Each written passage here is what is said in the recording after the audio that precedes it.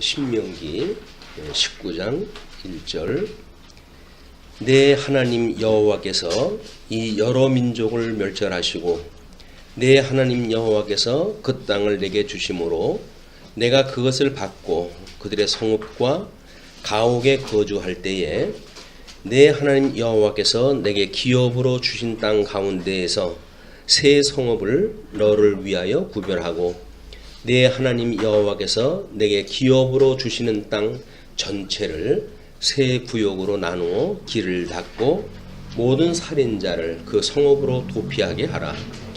살인자가 그리로 도피하여 살만한 경우는 이러하니 곧 누구든지 본래 원한이 없이 부지 중에 그의 이웃을 죽인 일, 가령 사람이 그 이웃과 함께 벌목하러 살림에 들어가서 손에 도끼를 들고 벌목하려고 찍을 때에 도끼가 자루에서 빠져 그의 이웃을 맞춰 그를 죽게 함과 같은 것이라.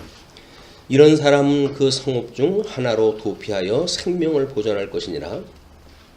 그 사람이 그에게 본래 원한이 없으니 죽이기에 합당하지 아니하나 두렵건대 그 피를 보복하는 자의 마음이 복수심에 불타서 살인자를 뒤쫓는데 그 가는 길이 멀면 그를 따라 잡아 죽일까 하노라. 그러므로 내가 네게 명령하기를 새 성읍을 너를 위하여 구별하라 하노라. 내 하나님 여호와께서 내 조상에게 맹세하신 대로 내 지경을 넓혀 내 조상들에게 주리라고 말씀하신 땅을 다 내게 주실 때 또 너희가 오늘 내가 너희에게 명하는 이 모든 명령을 지켜 행하여 내 하나님 여호와를 사랑하고 항상 그의 길로 행할 때에는 이 셋 외에 새 성읍을 더하여 내 하나님 여호와께서 내게 기업으로 주시는 땅에서 무죄한 피를 흘리지 말라. 이같이 하면 그의 피가 내게로 돌아가지 아니하리라. 우리 민수기에서도 이미 신명기 우리 모세가 요단강 동편에 있을 때에 새 성읍을 세우라고 했던 그런 그 말씀이 있었고, 지금 가나안 땅에 건너가게 되면 마저 또 새 성읍을 정해가지고 도피성을 하라는 이야기입니다. 우리는 물론 그 도피성은 우리의 피난처 되시는 예수 그리스도를 예표하는 그런 그 성이죠. 하나님께서 약속하셨던 가나안 땅이 하나님 나라를 이루게 되어지는 기초가 되어지는 땅인데, 여기에 들어갔을 때 하나님 나라를 보존하는 방법, 우리 하나님 나라에 대한 언약은 국민에 대한 언약과 국토에 대한 언약과 그다음에 국권에 대한 언약으로 이렇게 세 수로 우리가 나눌 수가 있겠죠. 근데 이 국민에 대한 언약입니다. 국민에 대한 언약을 우리 19장서부터 26장까지는 율례에 대한 교훈이라고 이렇게 이야기해요. 율례. 그래서 율법은 하나님의 규례와 율례로 되어져 있는데, 물론 이제 십계명과 율례와 규례와 법도 이것을 우리가 율법의 구성이라고 이렇게 이야기를 하죠. 그 중에 율례에 대한 이야기입니다. 그래서 우리 아마 그 십계명에 의할 것 같으면 우리 5계명서부터 십계명까지 이르는 모든 것들이 지금 율례에 대한 이야기인데, 그 율례에 대한 계명을 이때 국민에 대한 이때 우리 하나님과 언약을 하시기를 생육하고 번성하라 이렇게 이야기했어요. 생육 번성하라. 근데 이 언약을 이루시는 지금 이 율례라고 하는 그 이야기는 이 언약, 생육과 번성이라고 하는 이것이 우리가 이제 근본 언약으로 주신 거예요. 이 언약을 상실했던 사람들에게 너희들이 어떻게 이 상실되어져 있는 죄인인가를 좀 율법을 통해 가지고 주신 거 아닙니까? 그러니까 생육 번성하라고 하는 그 이야기를 율례로 주셨다고 하는 그 이야기는 우리 국민들의 생육 번성은 인간의 어떤 이런 율례를 지킴으로 이루어지는 것이 아니라 하나님께서 언약대로 이루어가심을 깨닫게 하시기 위한 율례를 주신 거예요. 깨닫게 하시는 방법이 지금 율례 가운데에 도피성이라고 하는 그 이야기입니다. 도피성을 만들어라. 이 도피성은 이 국토에 대한 그 내용으로 해가지고 이제 만들어지겠죠. 국토의 언약에 대한 생육 번성하고 땅을 차지했을 때 도피성을 여기다 이제 만들게 되어지는데 이 자손 언약에 대한 거를 위해서는 하나님의 이 윤례니까 이게 하나님의 공의, 하나님의 사랑 이 두 가지가 포함되어지는 개념으로 이제 이게 돼야 되겠죠. 이 공의가 하나님이 좋아하시는 거는 언약대로 이뤄가야 되고 하나님이 싫어하는 거는 싫어하는 대로 사람들이 배격을 갖다 해야 될 그런 그 일인데 생육 번성한다라고 하는 그런 우리 언약 자손의 성취가 어떤 피해 보복이라든지 이런 인간이 살아가는 이 율례의 생활에서 멀어져 갔을 때 우리는 생육 번성하는 근본적인 언약을 이루어갈 수가 없게 되어지는 거거든요. 하나님께서 이 공의를 이루시기 위해서 이제 우리가 어떤 과실치사 이 과실치사가 되어졌을 적에 이런 그 방법이 있고 하나는 고의적인 살인이 있습니다. 이 고의적 살인이 있을 수가 있겠죠. 하나는 과실에 의한 것, 하나는 고의에 의한 것, 이 두 가지 이해가 되어지는데 이런 그 살인자가 있었을 때에 일단 방법이 도피성으로 피하라는 거예요. 근데 이 도피성은 제사장이 이제 이걸 맡고 있는 그곳이기 때문에 제사장이 지금 통치를 갖다 해야 되는 그 입장입니다.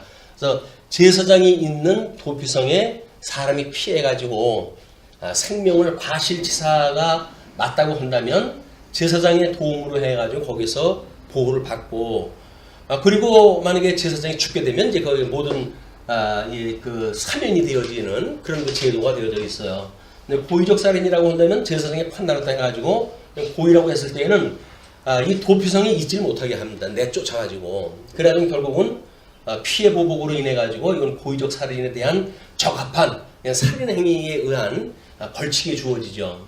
그러니까 하나님께서는 이제 뭐 이 국토를 나중에 나오는 것도 이제 이 언약되어진 땅에 들어갔을 때 전쟁을 일으킬 때 어떻게 하는가에 대한 방법이 나오게 되어지는데 이것이 어떤 가나안 땅 하나님이 약속하신 땅이라고 하는 그 땅이라고 한다면 먼저 하나님의 언약을 선포하고 그래서 그 명령을 받아들이고 그들의 종이 되어지거나 그 명령에 수긍을 하게 되면 전쟁 필요 없이 여기서 무혈 입성이 가능한 겁니다.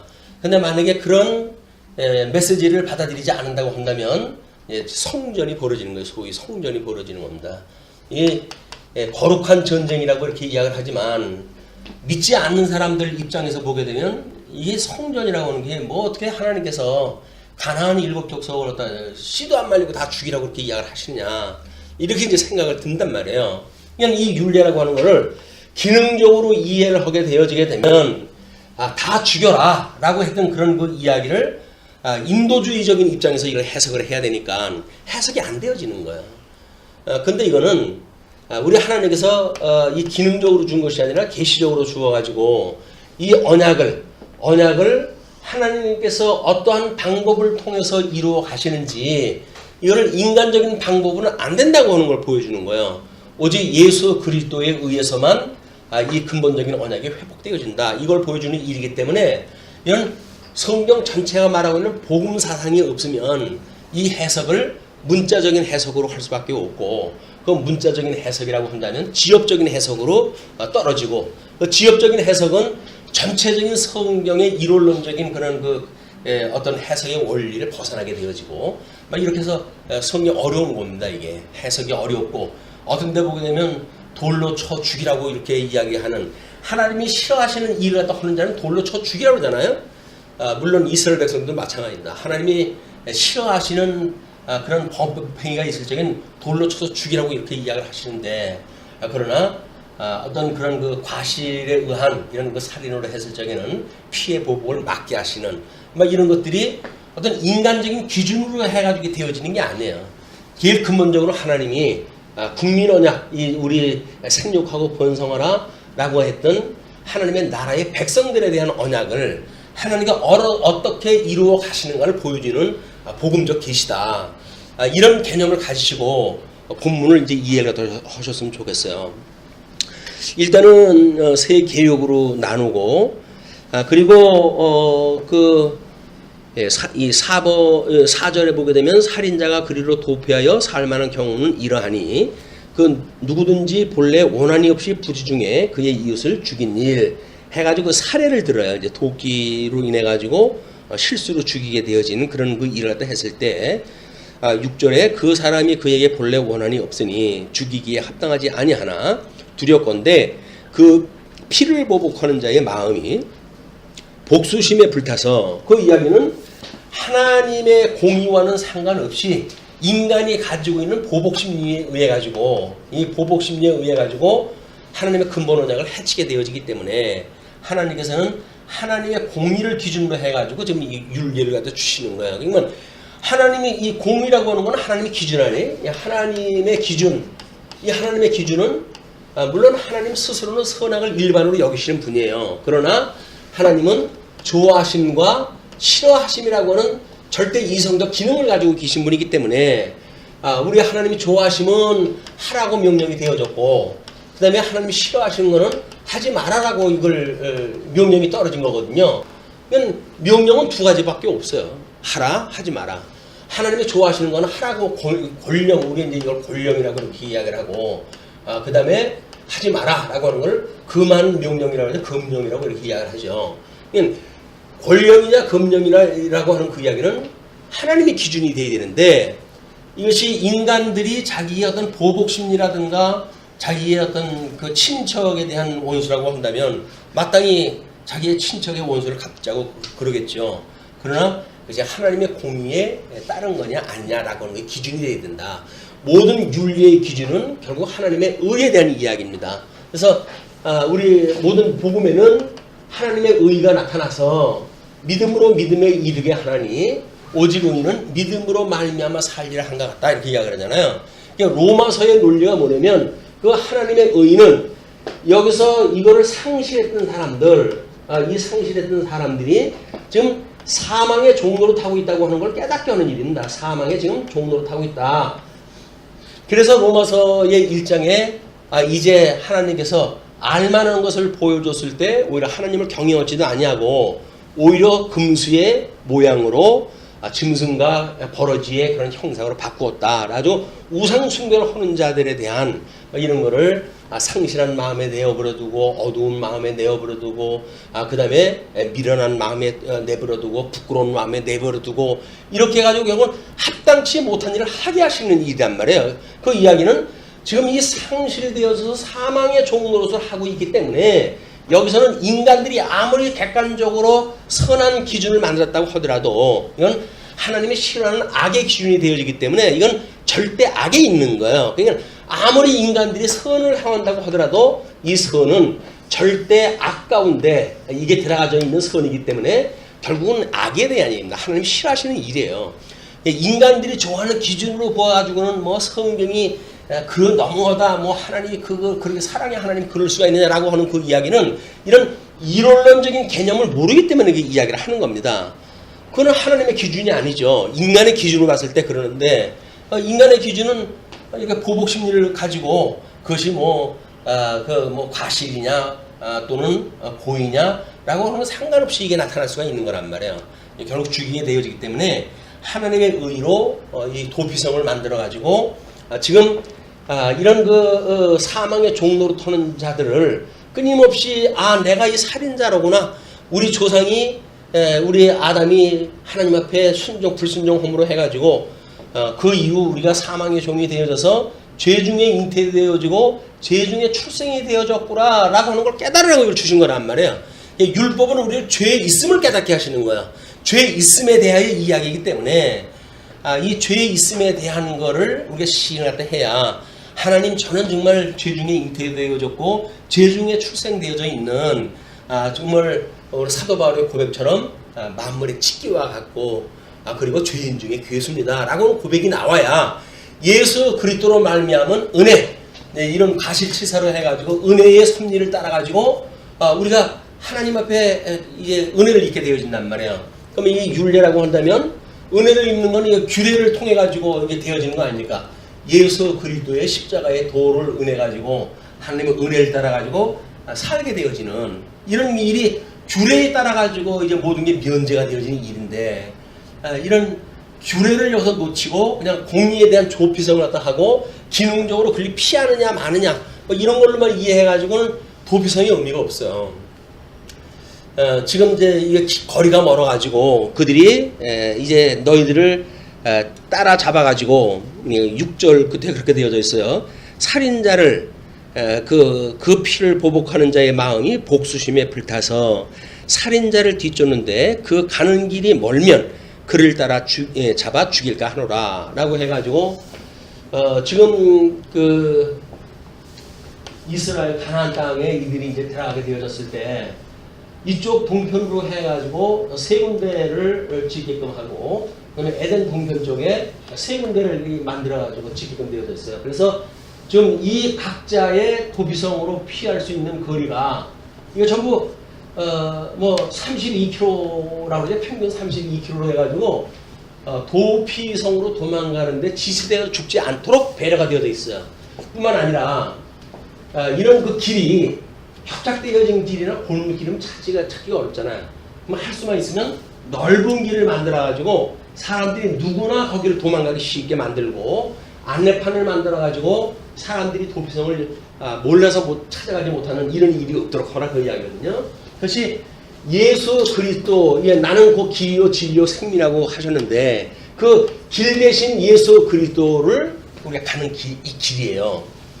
그런 그 길이 우리 도피성으로 갈 때 거치는 것이 없도록 하나님께서 섭리하다 하셨다. 자 이렇게 해서 이제 되어지는데 그 규례라고 하는 것은 민수기에서 언급되어진 것도 여기서 보게 되면 뭐 두 가지예요. 잠깐 세 가지 종류로 해가지고 죽인 그런 그 형식이 뭐냐 또는 만약에 고의적이냐 과실냐에 대한 거는 제사장이 판단을 갖다 하라고 하는 그런 그 이야기. 또 제사장이 죽었을 때 이게 면제가 되어져 가지고 그는 거기에서 나온다고 하더라도 원수를 갚으면 안 돼요. 그때 그렇게 오랜 시간 있었음에도 불구하고 보복심이 아직 남아져 있다고 한다면 마땅히 하나님의 심판을 받으자죠. 충분히 어떤 감정적인 거를 지나가지고 보복심을 갖다 가라앉히고 그런 그 기간을 주는 일이 제사장이 살아있을 동안에 이제 이걸 두는 일입니다. 그러나 만약에 과실치사를 갖다 한 자가 하나님의 은혜 가운데 살 수가 있음에도 불구하고 도피성에서 너무 힘들다 어디 좀 나가 좀 마실 좀 걸까 해가지고 동네를 이 도피성을 피해 나갔다가 거기서 원수에 의해 가지고 만약에 보복을 당하게 되면 그건 면제예요. 이 보복한 사람에 대해서 죄를 갖다 묻지는 않습니다. 그냥 하나님의 법을 따른다고 하는 그런 그 이야기는 자기의 기분 여하에 되어지는 것이 아닙니다. 필수적인 건데 또 우리가 하나님의 법을 어떻게 우리가 지키는가 계명에서 우리 시편 기자는 우리 그 율례 또는 그 하나님의 말씀은 나의 발등에 빛이요 그래가지고 내가 마땅히 그 길을 가면 사는 거라고 이야기를 하잖아요. 그 길을 인간적으로 기능이 그쪽을 가가지고 사는 것이 아니라 하나님의 이 길을 따라가게 되면 이 하나님의 공의를 만나고 이 공의가 결국은 하나님의 은혜를 인해 가지고 이 하나님의 자비성에 의한 은혜 언약을 인해 가지고 결국은 이런 공의로부터 사랑의 섭리로 우리가 있게 되어진다. 이것이 하나님께서 율례나 규례를 통해 가지고 모든 게 다 마찬가지입니다. 그렇게 섭리해 가시는 일이다.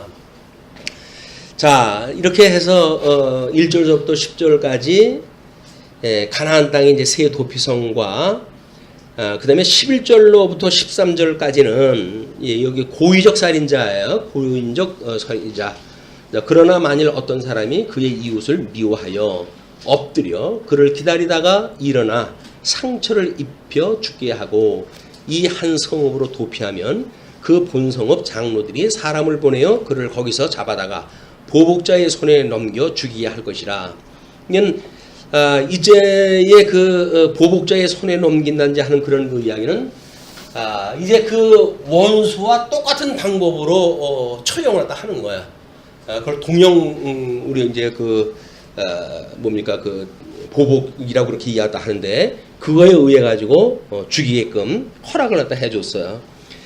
그리고 내 눈이 그를 긍휼히 여기지 말고 무지한 피를 흘린 죄를 이스라엘에서 제하라. 그리하면 내게 복이 있으리라. 사람을 원수를 갚았는데도 복이 있다는 이야기 뭡니까?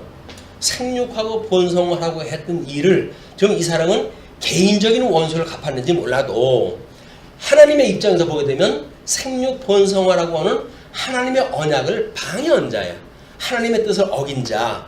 그렇기 때문에 마땅히 절대 악 속에 있는 자고, 이 절대 악 속에 있으면서도 만약에 자기의 친족을 죽였던 원수를 보복했다라고 하는 선한 이유가 있다고 할지라도 이거는 죽여라 그 이야기입니다.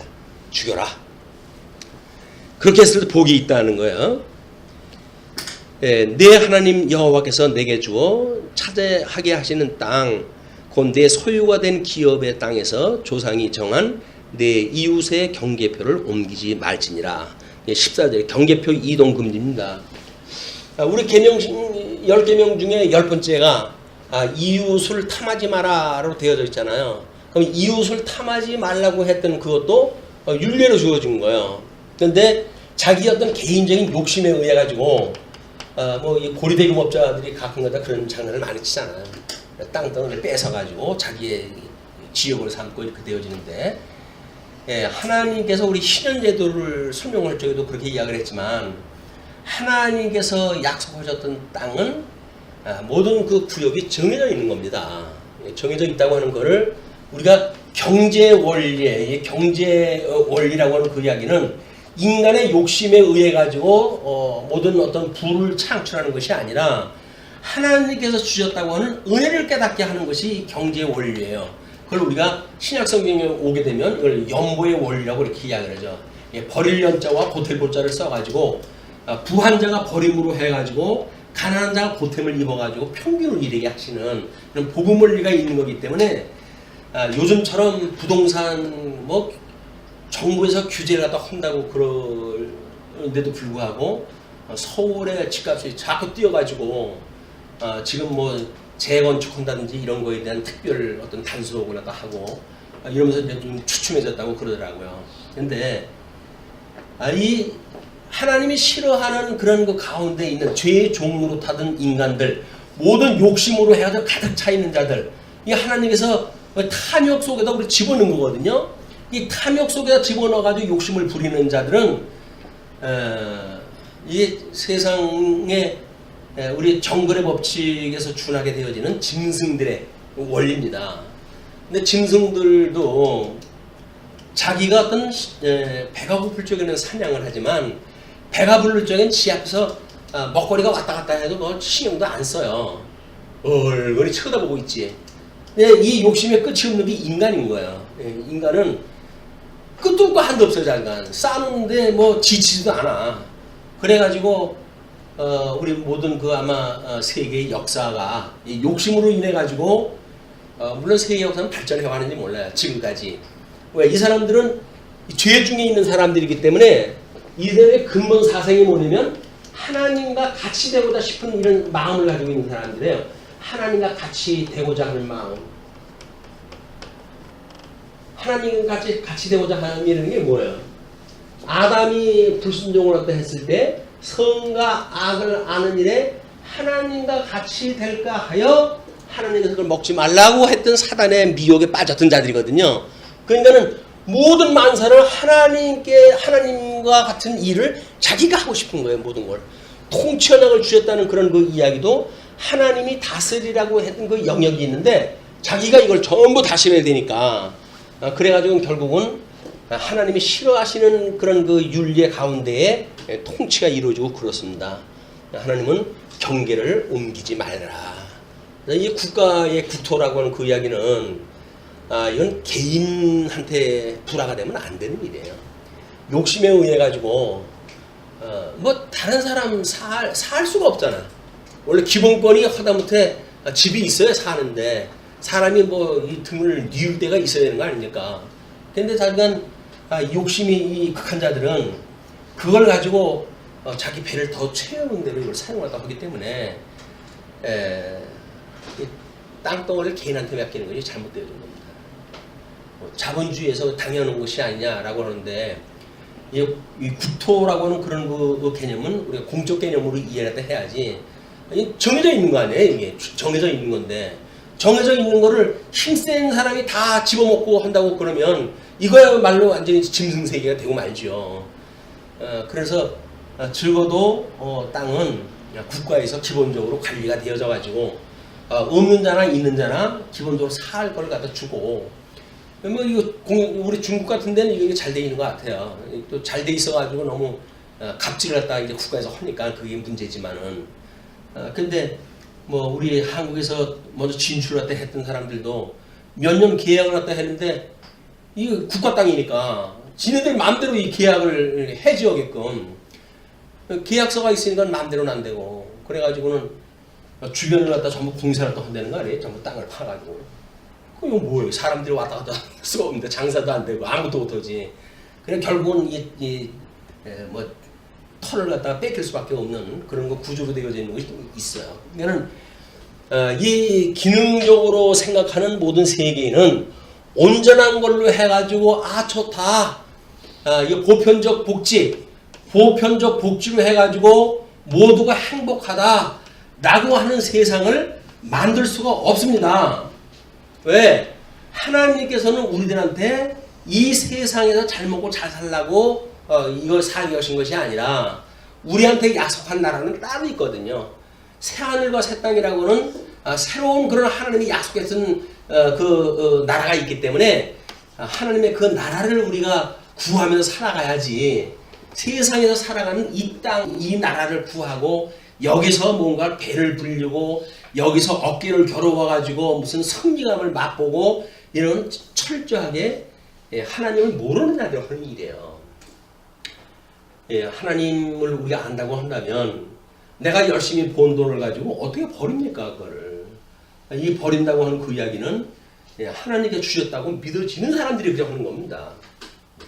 나에게 하나님께서 이 재물은 하나님께 주신 겁니다. 모든 것들이 주께로 나와서 주로 말미암고 주께로 돌아가는데, 우리 주님께서 저에게 땅도 또는 어떤 뭐 이 경제를 누릴 수 있는 부도 명예도 권력도 하나님께로부터 말미암습니다 라고 고백이 되어져야 하나님의 뜻을 따라 가지고 이걸 사용하지 않습니까? 근데 이게 그렇지 않게 되어지게 되면 철저히 자기의 기준이 되는 거예요. 자기의 기준인데 욕심으로 해 극한 사람들이 그걸 어떻게 절제라도 하면 살겠어요. 끊임없이 피해 보복, 국가 간 전쟁이 끝이 없는 것이 저주받은 이 세상에 이 인류 창조 이래 지금까지의 모든 문화입니다. 전쟁의 역사 끝이 나질 않아요. 자, 그리고 이제 15절서부터 21절까지는 재판의 규례와 증인의 자세를 소개를 하는데요.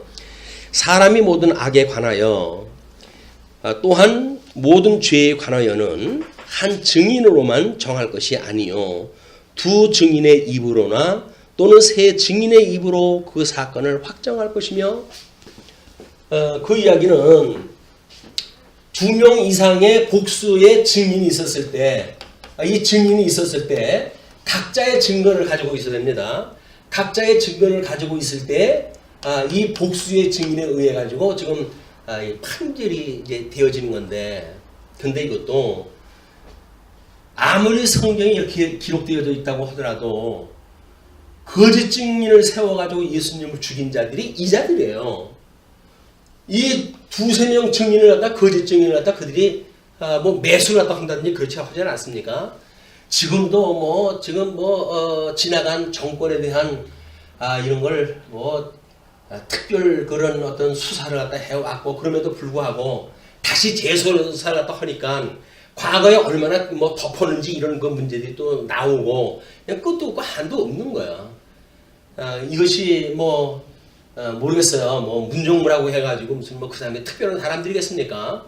어떤 그 기준이 그나마도 지금 현재 지금은 이제 70% 밑으로 들어갔지만 그런 많은 사람들이 어떤 그 호의를 갖다 표하고 있기 때문에 탄력을 받아가지고 이 일이 진행이 되지만, 원수의 원수를 갚는다고 하는 그 이야기는 그 피를 부르는 일입니다. 그 사람이 5년을 갖다 할지 4년을 할지 모르겠지만 새로 법이 바뀌어가지고 다 채우지 못한다고 한다면 적은 연수겠지만, 그렇게 한다고 했을 때 다음 사람이 다음 기준으로 보게 되면 또 나쁜 거 보이는 거예요. 그게 열심히 피를 부르는 보복행위가 일어나게 되어진다. 이런 그 일이기 때문에 복이 두 증인의 입으로나 또는 세 증인의 입으로 그 사건을 확정할 것이다 라고 하는 그 이야기는 죄인임을 여기서 이야기하는 이 사망의 종으로서 죄인임을 증거하는 그런 그 일이지. 그래서 이 2명 이상의 증인이 있기 때문에 이것이 면제되어지거나 하나님이 용서를 받는 그런 그 근본 원인이 되어지는 게 아니에요. 그냥 우리가 10번째 계명으로 해서 우리 거짓 증인을 저짓 증거하지 마라. 8번째가 뭐 거짓 증거하지 마라. 그 이야기 아닙니까? 거짓 증거하지 마라. 그냥 이 거짓 증거라고 하는 그런 그 이야기는 진리를 왜곡시키는 모든 일들이 사실 거짓 증거입니다. 우리 주님은 우리를 갖다가 이제 땅끝까지 증인을 삼으셨어요. 이 증인을 삼았기 때문에 우리는 증인, 성경에 말하고 있는 진리만을 말을 갖다 해야지 진리를 말하지 않냐고 이 진리를 자기를 어떤 그 면피하기 위한 핑계거리를 갖다 만든다든지 이런 거는 복음적인 사상이 아니에요. 우리는 이 증인으로의 삶은 철저하게 진리를 있는 그대로 이야기하는 거다. 그래서 우리 초대교회 때 모든 그 증인들은 결국은 순교를 당했어요. 순교를 당하지 않냐고 진리를 증거할 수 있는 세상은 없습니다. 진리를 증거하기 때문에 지금 우리한테 부자유가 만들어지는 거 아니겠어요? 불이익이 만들어지는 거 아니겠어요? 그럼 불이익이 뭐 있음에도 불구하고 하나님의 뜻은 이겁니다 라고 선포가 되게 될 거 아니겠어요? 근데 그렇지 않냐고 사람들 듣기 좋게 귀 듣기에 좋은 이야기를 풀어가지고 만약에 성경을 설명을 한다고 하면 그건 복음이 더 이상 아니에요. 우리들한테 뭐 복을 준다거나 무슨 뭐 건강하게 한다거나 이것이 마치 우리들의 성경을 공부하고 예수님을 믿는 목적이라고 믿어진다고 한다면 우리의 삶은 진리에 의한 삶이 아닙니다. 기능에 빠져가지고 예수 믿는데 기왕이면 뭐 하나님 백성인데 잘 살아야 될 거 아니냐. 하나님 백성 잘 살라고 하는 게 어디 있어요. 구약 성경에 이렇게 육적인 계시로 되어졌으니까 이 복이라고 하는 것이 육체적인 어떤 계시에 의해서 복이란 말이에요. 그러나 예수님이 오셔가지고 이걸 이룬 거는 철저하게 신령한 복으로 전부 바뀌어야 되는 겁니다. 신령한 복으로. 신령한 복이라고 하는 건 뭐예요? 예수를 그리스도로 믿고 우리 하나님의 나라를 하나님의 의에 의해 가지고 하나님의 나라를 누리는 이걸 우리가 끊임없이 구하는 것이 우리 성도들이 구하며 살아가는 사람 아니겠어요? 주님께서 그의 의와 그의 나라를 구하라고 했던 그 이야기도 하나님의 의를 구해야지 하나님의 기준이 뭐냐라고 하는 진리를 바탕으로 이야기가 되게 되고 그의 나라라고 하는 건 뭐냐 그것도 마찬가지죠. 우리 뭐 사회 영역, 경제 영역, 정치 영역에 있어서 철저하게 복음적인 원리에 의해서 우리가 살아가도록 되어져 있는 거다. 지금 그럼에도 불구하고 이걸 알면서도 불구하고 이게 안 되잖아요. 그랬을 때 우리는 끊임없이 온전케 하시는 예수 그들을 바라보는 일, 온전케 하는 예수 그들을 바라보는 일이 우리가 이걸 계시의 정신이란 말이에요. 계시의 정신.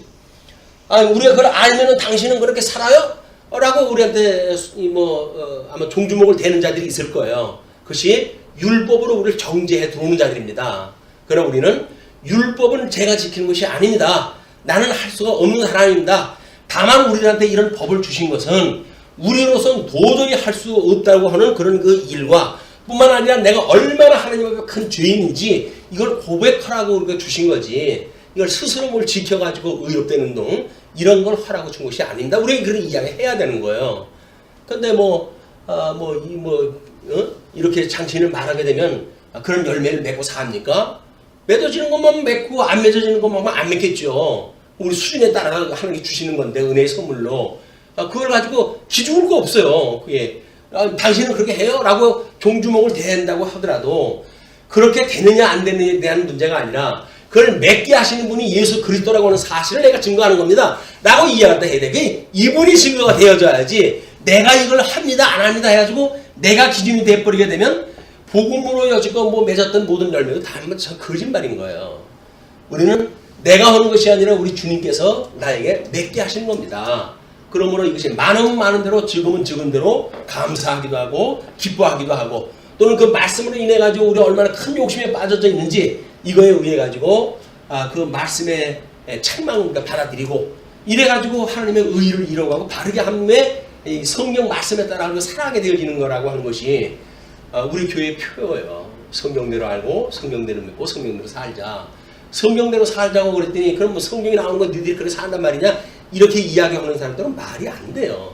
성경대로 성경대로가 뭐예요? 성경대로가 예수님이 다 하신다는 거 아닙니까? 그게 성경대로 우리가 이해를 하는 거예요.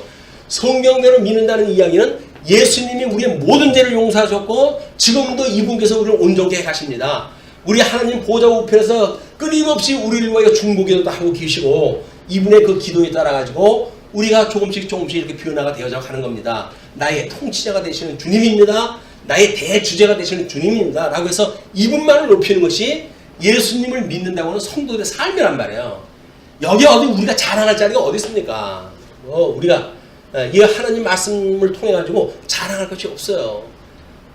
우리 사도 바울도 고백을 했지만 나에게 자랑할 것이 있는데 그거는 오직 예수 그리스도 한 분이다. 이분만을 자랑할 때 해야 돼. 이분을. 근데 뭐 여기서 네가 잘났냐 내가 잘났냐 이런 걸 가지고 이야기를 하게 되면 그거는 결국은 이 보복 심리에 의해 가지고 인간 욕심에 의해 가지고 어깨 겨루기 하다가 결국은 우리가 불이익을 당하는 그런 거 꼴이 되고 만다. 자, 그렇기 때문에 이제 그 15절서부터 이야기하는 그 사람의 모든 악에 관하여 또는 모든 죄에 관하여는 한 증인으로만 정할 것이 아니요 두 증인의 입으로나 또는 세 증인의 입으로 그 사건을 확정할 것이며 만일 위증하는 자가 있어 어떤 사람의 악을 행하였다고 말하면 그 논쟁하는 쌍방이 같이 하나님 앞에 나아가 그 당시에 제사장과 재판장 앞에 설 것이요 재판장은 자세히 조사하여 그 증인이 거짓 증거하여 그 형제를 거짓으로 모함한 것이 판명되면 그가 그의 형제에게 행하려고 꾀한 그대로 그에게 행하여 너희 중에서 악을 제하라. 그리하면 그 남은 자들이 듣고 두려워하여 다시는 그런 악을 너희 중에서 행하지 아니하리라. 시공 케이스로 해가지고 엄벌에 쳐라 그러는 거 이야기죠. 내 눈이 긍휼히 여기지 말라. 생명에는 생명으로, 눈에는 눈으로, 이에는 이로, 손에는 손으로, 발에는 발로이니라. 그래서 원수를 갚을 때 똑같은 형태로 줘라. 그게 동형으로 해가지고 그것이 이때의 그 원수를 갚는 그런 그 일이기도 합니다. 그러면서 이제 20장을 보시게 되면 전쟁 시 생명을 보호하는 그런 그 일이 소개가 되어지는데요. 20장 1절로 4절 전쟁 시 백성을 독려하는 제사장의 말이 소개가 되어집니다. 내가 나가서 적군과 싸우려 할 때 말과 병거와 백성이 너보다 많음을 볼지라도 그들을 두려워하지 말라. 애굽 땅에서 너를 인도하여 내신 내 하나님 여호와께서 너와 함께 하시느니라. 그 이야기는 뭐예요? 지금 예수 그리스도로 말미암아 우리가 이 예수 그리스도로 말미암아 사망에서 생명으로 옮겨졌다 라고 하는 걸로 우리가 믿는 사람이라고 한다면 아직도 남은 육체 가운데 있는 우리들의 죄에 대하여 온전케 하시는 주님께서 우리를 온전케 해갑니다라고 하는 담력을 가져라 그 이야기예요. 죽었든 나도 살렸던 주님인데 아직도 육체의 소욕 가운데 우리가 두어가지고 죄를 범한다고 하는 그런 일로 인해 가지고 우리한테 율법을 들이대고 정죄하는 자들이 있다고 한다면 너희들은 온전케 하시는 분이 이분이야 라고 하는 담대함을 가지고 복음 생활을 해라 그 이야기입니다. 예. 그러니 너희가 싸울 곳에 가까이 가면 제사장은 백성에게 나아가서 고하여 그들에게 말하여 이르기를 이스라엘아 들으라. 너희가 오늘 너희의 대적과 싸우려고 나왔으니 마음에 겁내지 말고 두려워하지 말며 떨지 말며 그들로 말미암아 놀라지 말라. 우리 갈라디아에서 나오는 믿음의 무장을 갖다 보게 되면 전부가 방어 무장이에요. 방어 무장. 구원의 투구를 쓰고 구원의 투구를 쓰고 복음의 신발을 갖다 신고 그리고 의의 흉배를 붙이고 그리고 진리의 띠를 갖다 띠고 이것이 전부 그거예요. 거기다가 방패가 있는데 믿음의 방패, 믿음의 방패, 이 믿음의 방패를 갖다 들고 전부 수비예요. 그건 진리를 깨닫는다고 하는 사람은 전부 자기 내면적인 일들에 대한 확신으로 이제 만들어진 일들입니다. 우리 하나님께서 우리를 얼마나 거룩하게 하시는지 온전히 하시는지 이걸 갖다 믿는 믿음으로 무장이 되어졌을 때 결국 성령의 검을 가지고 우리가 공격을 갖다 해가는 진리의 싸움을 싸우게 되어지는 거다. 그러니까 우리 공격적 무기 말씀이죠. 이거 다 말씀인 거예요. 말씀인데 진리를 우리가 배우고 깨닫는데 교회의 사명이 뭐라 그랬어요? 진리의 보수와 전승이라고 그러지 않았어요? 보수가 되지 않는 진리를 어떻게 전승을 합니까? 그냥 자기의 어떤 확신, 자기가 가지고 있는 복음에 대한 확신이 있는 자가 증인의 역할을 갖다 감당하게 되어지는 거예요. 예수님을 믿고 구원을 받았다고 하는 확신이 다른 사람들한테 복음의 증인이 되어지는 거지. 자기가 확신이 없는데 뭘 다른 사람한테 예수를 믿어라 어쩌라 뭐 한 얘기가 왜 나옵니까? 우리가 이 믿음이라고 하는 철저하게 자기 내부적인 것, 자기 어떤 내부 세계에 끊임없이 자기를 공격해오는 죄의 세계, 막 이런 것들에서 통해 가지고 끊임없이 궁구가 돼야 돼요. 우리 뭐 육체의 소욕을 보게 되면 대부분 전부 내면 세계의 겁니다. 각자 사람들이 가지고 있는 합당치 못한 일을 하게 하시는 그런 그 일들이 전부 인간 자기의 속성, 죄 속에 대한 이야기들이에요. 거기에 뭐 다른 사람을 위해 가지고 하라고 하는 것도 없어요. 시기, 질투, 뭐 다른 사람에 의해 가지고 자기 내면 세계 다 일어나는 일들이고 그런 걸 통해 가지고 우리는 끊임없이 하나님 앞에 내가 지금 어떤 자세에 있는지 끊임없이 확인해야 되는 거예요, 이게. 다른 사람을 기준으로 가지고 아무 소용이 없습니다. 갑돌이 기준으로 해가지고 뭐 거기 수은갑이면 뭐래요? 그게 아무 소용이 없지. 하나님 우리 예수 그리스도를 인해 가지고 얼마나 죄인인 걸 깨닫는 것으로. 그러나 우리 주님께서 지금도 온전케 가신다고 하는 복음의 확신을 가지고 성도가 살아가게 되어짐이 있다. 너희 하나님 여호와는 너희와 함께 행하시며 너희를 위하여 너희 적군과 싸우시고 구원하실 것이라 할 것이며, 이게 뭐예요? 여전히 예수님께서 이걸 싸우신다는 거 아닙니까? 구약성경의 그 육체적인 방법을 신령한 걸로 우리가 보게 되면 그런 그 이야기죠. 5절로 9절 전쟁에 참여하지 못할 자들을 소개합니다. 책임자들은 백성에게 말하여 이르기를 새 집을 건축하고 낙성시를 행하지 못한 자가 있느냐? 그는 집으로 돌아갈지니 전사하면 타인이 낙성식을 행할까 하노라. 하나님께서 뭐 집을 짓는 그런 그 일을 신약성경에서는 예를 그렇게 들지요. 사람이 자기의 어떤 그런 그 재산을 감안하지 않냐고 큰 공사를 계획할 수 있겠느냐, 이런 그 이야기를 다 하고 그러시죠. 그런 그 일은 자기의 내면의 세계 믿음의 수준에 따라 가지고 우리가 그 전쟁에 참여하고 그렇게 되는 거야. 우리 가끔은 젊은 혈기에 뭐 순교를 한다고 해가지고 뭐 선교를 간다 뭐 해가지고 위험지역으로 가지 말라고 하는 위험지역으로 가가지고 뭐 때로는 그 국가적으로 해가지고 이제 뭐 여러 가지 문제도 일으키고 그러는데, 자기의 믿음에 지나고 하는 일들은 전부 허세예요, 허세. 포도원을 만들고 그 과실을 먹지 못한 자가 있느냐? 그는 집으로 돌아갈지니 전사하면 타인이 그 과실을 먹을까 하노라. 다 마찬가지입니다. 예수 그리스도로 인하여 성취되어진 일들에 이 온전케 하신 예수 그리스도를 믿는 믿음으로서의 견인에 이르는 이 이치를 깨닫게 하는 일들이에요, 이게. 거기서 기능적으로 해가지고 뭐 결혼했는데 뭐 이렇게 가가지고 그 전사를 또 하면 그게 되질 않지 않습니까? 이걸 언약의 내용으로 보게 되면 생육하고 번성하라고 했던 원리에 의해서 설명이 가능하지요. 그러나 이 모든 것들은 어떻게 한번 언약하셨던 분이 하나님의 언약을 이루어 가시는가라고 하는 맥락으로 이걸 이해하시는 것이 복음적인 이해에 우리가 접근하기 쉽습니다. 여자와 약혼하고 그와 결혼하지 못한 자가 있느냐? 그는 집으로 돌아갈지니 전사하면 타인이 그를 데려갈까 하노라. 다 언약하신 대로 이루시는 하나님을 깨닫게 되는 방법들인 거예요. 책임자들은 또 백성에게 말하여 이르기를 두려워서 마음이 허약한 자가 있느냐? 그는 집으로 돌아갈지니 그의 형제들의 마음도 그의 마음과 같이 낙심될까 하노라. 특별히 이제 이런 그 일들, 뭐 어떤 그런 그 심리가 다른 사람들에 의해 가지고 전파가 되어지고 오염이 될 거를 염려해 가지고 이제 그걸 돌아가라고 그렇게 이야기를 합니다. 백성의 이르기를 마친 후에 군대의 지휘관들을 세워 무리를 거느리게 할지니라. 조직이 필요하죠. 그래가지고 그 다음에 10절로 15절이 전쟁 전 먼저 평화를 선언하라고 그럽니다. 내가 어떤 성읍으로 나아가서 치려할 때에는 그 성읍에 먼저 화평을 선언하라. 그 성읍이 만일 화평하기로 회답하고 너를 향하여 성문을 열거든 그 모든 주민들에게 내게 조공을 바치고 너를 섬기게 할 것이요. 그 이야기는 통치 언약이 성취되게 할 것이고 그런 그 이야기죠.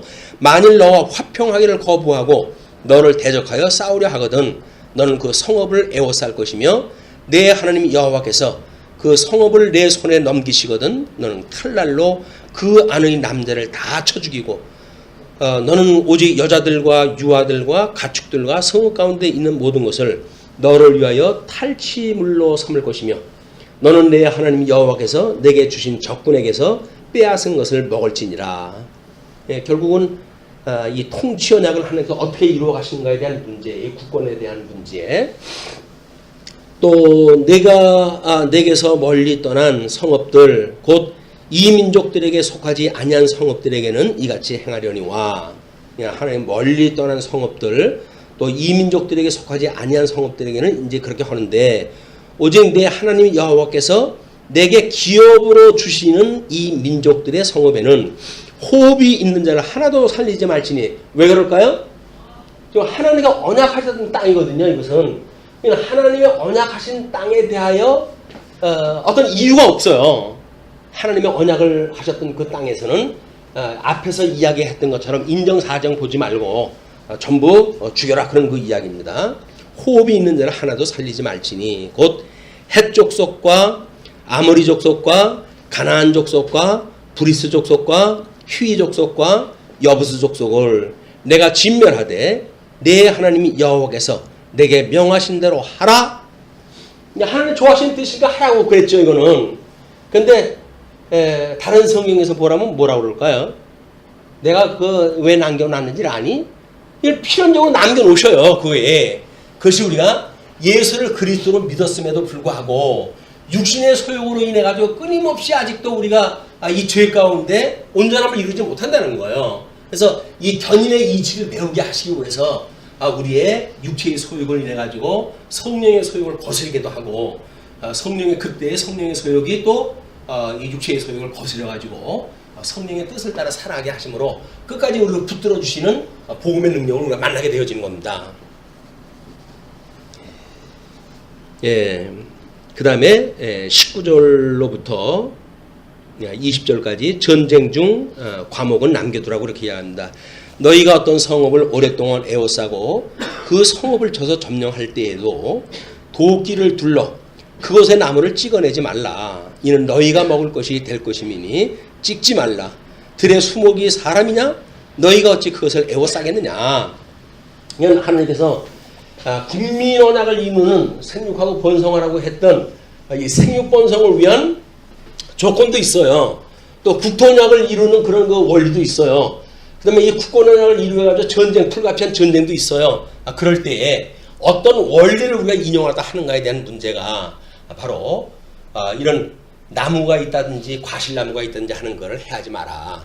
어떤 사람들은 이제 그걸 가지고 뭐 자연 보호에 대한 성경적 근거를 제시하고도 그러는데 하나님의 자연 보호나 이야기하는 게 아니에요. 여전히 우리가 거기에 땅을 차지하라고 하는 그 이야기는 생육하고 번성하라고 했던 하나님이 언약이 성취되어짐을 목도하고 거기서 우리 하나님을 경외함을 배우게 하시기 위해서 그걸 남겨두고 또 그걸 먹도록 하나님 주셨다. 다만 과목이 아닌 수목은 찍어내어 너희와 싸우는 그 성읍을 치는 기구를 만들어 그 성읍을 함락시킬 때까지 쓸지니라. 그래서 과수가 아니라고 한다면 이제 그 성을 공격하기 위해 가지고 나무로 큰 전차도 만들고 공중대도 만들고 해가지고 싸우게 되어질 거 아닙니까? 그렇게 수목을 이용하다 해라. 그 이야기입니다. 그냥 과수를 아끼라고 하는 것이 자연보호가 아니라고 하는 그 이야기는 뒤에 성경 구절이 그걸 이야기를 해주는 거죠. 그래서 아마 20장까지 일단 전쟁 시 생명을 보호하는 내용으로 확인했다 하고 19장서부터 21장까지 소개가 됐었는데 21장 넘어가게 되면 범죄자 생명을 대속하는 율례가 소개가 되어진대. 다음 시간에 살펴보도록 하고 말씀 주시겠습니다. 기도하시죠.